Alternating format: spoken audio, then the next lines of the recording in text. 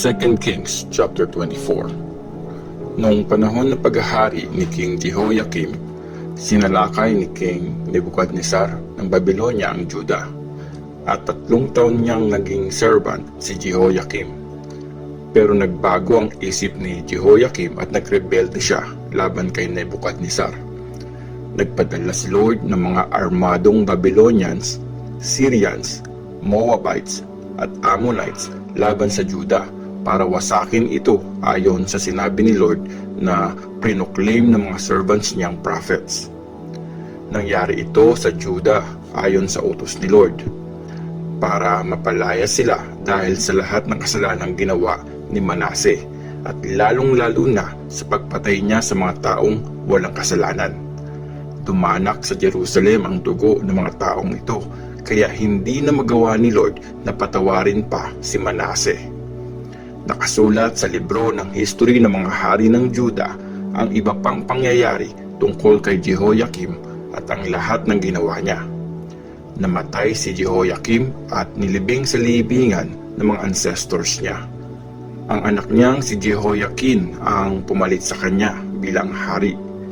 Hindi na muling sumalakay ang hari ng Egypt kasi nasakop na ng hari ng Babylonia ang lahat ng dating sakop ng hari ng Egypt, mula sa batis ng Egypt hanggang sa Euphrates River.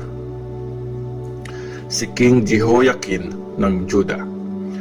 18 years old si Jehoiakin nung maging hari siya ng Juda. 3 buwan siyang naghari sa Jerusalem. Nanay niya si Nehushta na anak ni Elnathan ng Jerusalem. Gaya ng tatay niya, ginawa niya kung anong masama sa paningin ni Lord. Nung time na yon, pinalibutan ng army ni King Nebuchadnezzar ng Babylonia ang Jerusalem. Habang nangyayari ito, dumating si Nebuchadnezzar.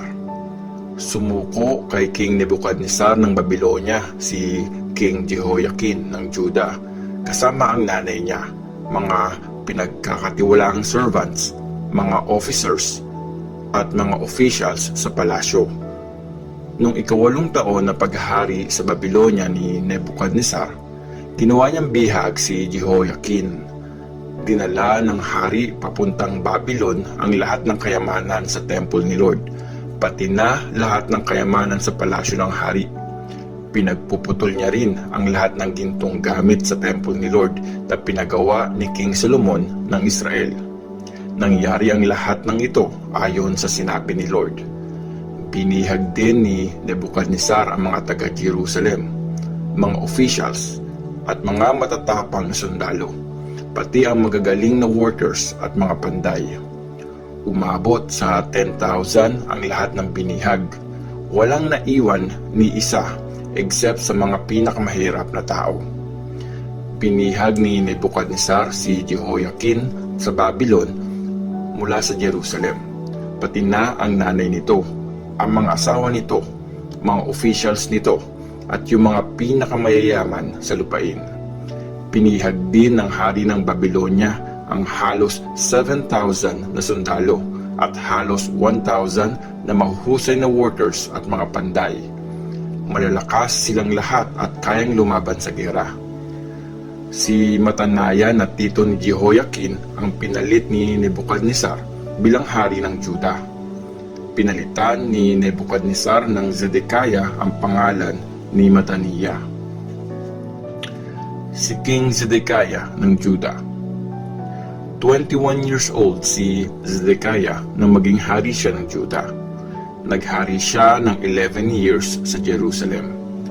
Nanay ni Zedekiah si Hamutal na anak ni Jeremiah na taga-Libna. Ginawa niya kung anong masama sa paningin ni Lord, gaya ni Jehoiakim. Sobrang nagalit si Lord sa Jerusalem at Juda, kaya pinalayas niya ang mga ito sa harapan niya.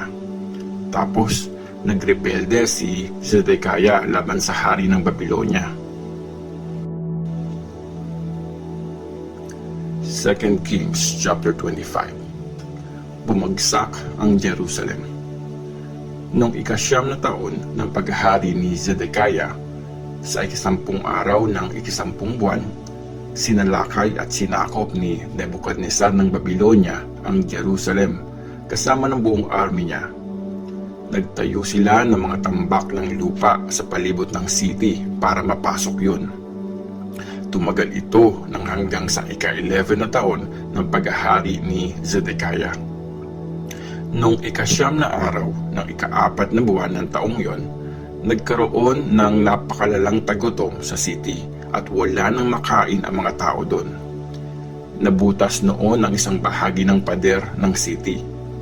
Kinagabihan, kahit na napapalibutan na ng mga Babylonians ang buong city, tumakas ang lahat ng sundalo ni King Zedekiah at dumaan sa gate na nasa pagitan ng dalawang pader, doon sa may garden ng hari. Tumakas sila papuntang Jordan Valley, pero hinabol sila ng mga sundalong Babylonians at naabutan sila sa may kapatagan ng Jericho. Nagkanya-kanyang takas ang mga sundalo ni King Zedekiah at iniwan siya. Nahuli ng mga Babylonians si Zedekiah at dinala siya sa hari ng Babylonia na nasa Ribla at dun siya hinatulan. Pinatay nila ang mga anak ni Zedekiah sa mismong harapan niya. Dinukot nila ang mga mata ni Zedekiah. Kinadena siya, saka dinala sa Babylon. Winasak ang temple.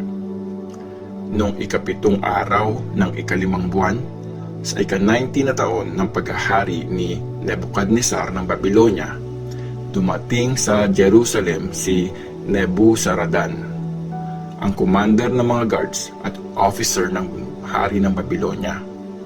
Sinunog niya ang temple ni Lord, ang palasyo ng hari at lahat ng bahay ng mga importanteng tao sa Jerusalem.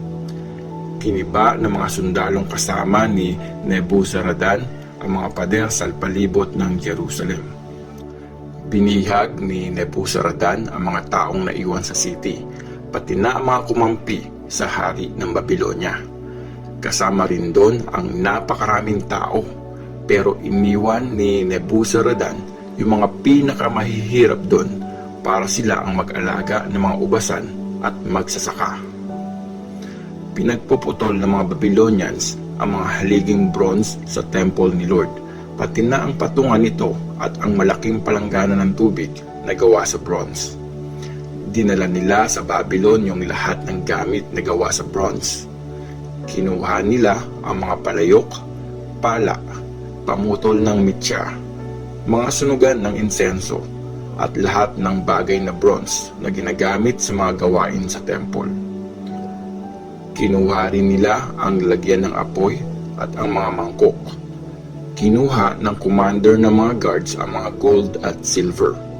Napakabigat kaya di na natimbang ang 2 haligi, ang malaking palanggana at ang mga patungan na pinagawa ni King Solomon para sa temple ni Lord. Pati na ang lahat ng gamit na gawa sa bronze. Pareho ng sukat ang 2 haligi. 27 feet ang height na may ulo sa taas na gawa sa bronze. Nasa 4.5 feet ang height ng ulo ng haligi. Napapalibutan ng ulo ng haligi ng mga decoration na parang lambat at mga pomegranates na gawa lahat sa bronze. Ganon din ang itsura ng pangalawang haligi. Binihag sa Babylonia ang mga taga-Juda. Bukod pa sa mga naunang bihag, binihag rin ni Nebuzaradan si Seraiah na high priest, si Zephaniah na assistant priest, at ang 3 guards ng pinto ng temple. Kinuha niya mula sa city ang isang commander ng mga sundalo at 5 advisor ng hari na naiwan pa sa city.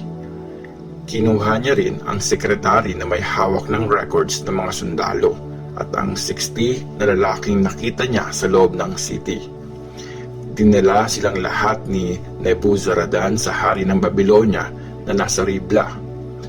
Pinapatay sila ng hari ng Babylonia sa Ribla, sa lupain ng Hamath. Kaya naging bihag ang mga taga-Juda at naalis sila sa sarili nilang lupain.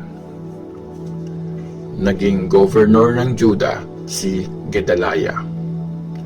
Inappoint ni King Nebuchadnezzar si Gedaliah na anak ni Ahikam at apo ni Shaphan bilang governor ng mga taong iniwan ng hari ng Babylonia sa Juda. Nang malaman ito ng lahat ng leaders ng mga army na di sumuko sa Babylonia, pinuntahan nila si Gedaliah sa Mizpah.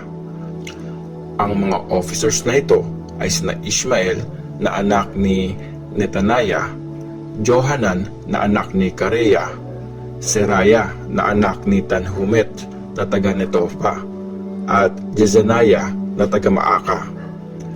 Nangako si Gedaliah sa kanila at sa mga sundalo nila, "Huwag kayong matakot sa mga officials na taga Babylonia. Manirahan kayo rito. Mag-serve kayo sa hari ng Babylonia at magiging maayos ang lahat sa inyo." Pero nung ika-7 buwan, dumating si Ishmael na anak ni Netaniah, apo ni Elishama, at mula sa angkan ng hari. May kasama siyang 10 lalaki. Sinugod nila at pinatay si Gedaliah, pati ang mga Israelites at ang mga Babylonians na kasama nito sa Mizpah. Kaya umalis ang lahat ng tao doon, mahirap man o mayaman, pati na ang mga officers ng army. Pumunta sila sa Egypt kasi natakot sila sa mga Babylonians. Pinalaya si Jehoiakim mula sa kulungan. Sa ika-37 na taong pagkakabihag ni King Jehoiakim ng Juda, sa ika-27 na araw ng ika-12 na buwan, nagmagandang loob sa kanya si King Evil Merodach ng Babylonia at pinalaya siya. Nangyari ito noong unang taon na paghahari ni Evil Merodach. Naging mabuti ang trato ni Evil Merodach kay Jehoiakim at binigyan siya ng mas mataas na karangalan kesa sa ibang haring binihag din sa Babylonia. Pinayagan si Jehoiakim na hubarin ang damit niyang pangpreso hanggang sumamatay siya. Araw-araw siyang kasalo ng hari ng Babylonia tuwing kumakain. Binigyan din siya ng allowance ng hari para sa pang-araw-araw niyang pangangailangan.